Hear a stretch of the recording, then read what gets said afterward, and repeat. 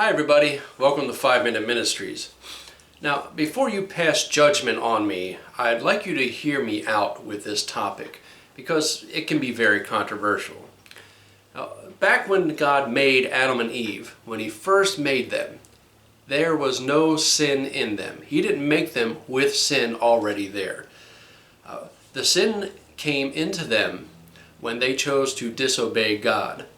When they decided they were going to do their own thing instead of what God wanted them to do, that's when sin entered. Now that sin didn't stop with them. It didn't only affect them. It affected everybody who came after them. It affected their children and their children's children and so on and so forth, all the way down to you and to me and everybody we know.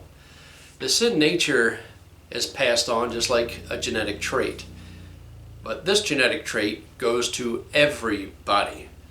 So as soon as we are conceived, we get that sin nature. We get the sinfulness and it's passed on to us. We are sinners before we're even born. Now that may not sound fair, but that's unfortunately the side effect of Adam and Eve's disobedience. And because of that, each of us has a sinful bent.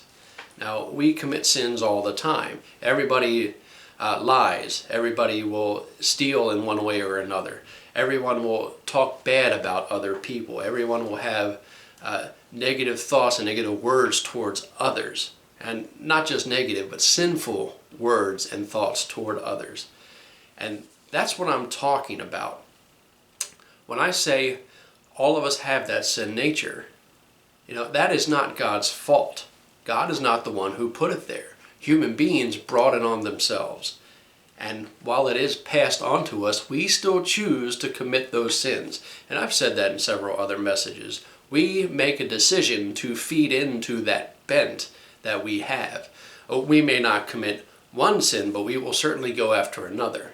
The man who sleeps with thousands of women without being married to any of them, the Bible says, flee fornication.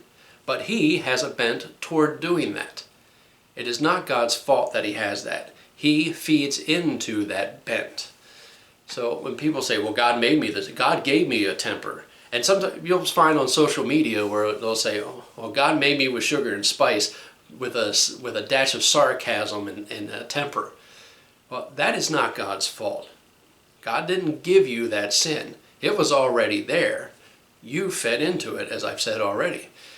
James 1:13 tells us, let no man say, I am tempted of God, because God does not tempt with evil, nor can he be tempted with evil.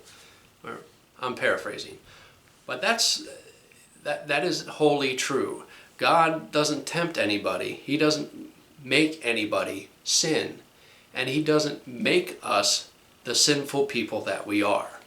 And it doesn't matter what the sin is. If the Bible calls it a sin, it's still a sin. And it's going to stay a sin. It's not going to change. So if you have a tendency, as I said earlier, to run around and have sex with all kinds of different people, then you are breaking God's law and you are feeding into the bent. And God didn't make you do that. You chose to do that. Just like thievery or complaining or lying. If we have a bent toward it, we feed into it. And yes, that does include homosexuality and everything that goes on with it. And I know I'm going to get flack for that, but I'm telling you what the Bible says and what is true. If you feed into that, then you are choosing it. Every single one of us has, you've heard the term, he's not capable of murder. Each one of us is capable of murder.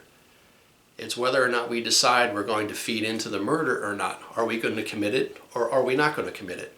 Everybody complains, but we have a choice. Are we going to complain or not complain? How are you feeding into your bent? Take a time and have self-examination and realize God doesn't make me do this. He didn't make me this way. I am this way because of certain stipulations, mostly the choices I make. It is not God's fault. It is true, He gave us the gender we are. He gave us certain personality traits. He gave us certain skills that we all have. But He never intended us to use any of that for sinful purposes. He intended us to use who we are for His purposes and to glorify His name. And it was not to be for our selfish selves. This has been 5 Minute Ministries, and I'll see you next time.